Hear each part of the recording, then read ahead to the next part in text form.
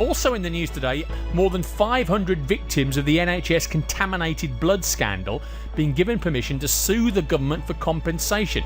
Now, these are claimants who are a mix of either the haemophiliac or relatives of those killed by infected blood products over the last 30 years. They've been granted a group litigation order to begin proceedings in the High Court.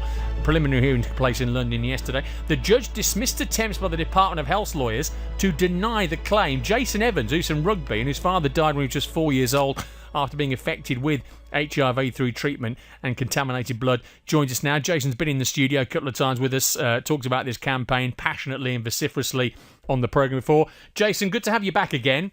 Yeah, thanks, Phil. Good to speak to you again, and much more optimistic circumstances. Yeah. Well, you've got to be delighted with this High Court ruling, haven't you? It was amazing, and certainly I don't think we really expected that would happen yesterday, and when it went in our favour, I've got to say our QC was excellent, as the legal team were.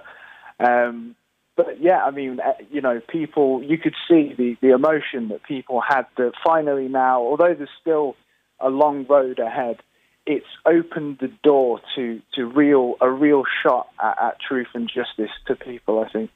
And this process now, obviously, it's going to move on again now. You've got a group litigation order. You can start the proceedings in the High Court. But it's a long road still to go yet, Jason.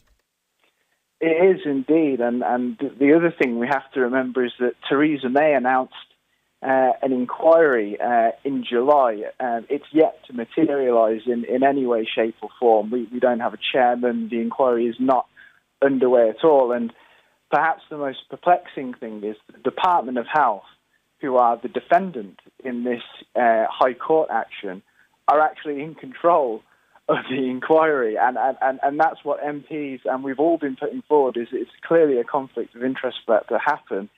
But I think what people see with the High Court action is that the government aren't in control of that. It's in a court where we're on a more equal footing, so to speak. So I think it's given people confidence that there's a couple of ways to go about doing this. Jason, good to catch up with you again, and we'll talk again over the coming weeks and months, okay?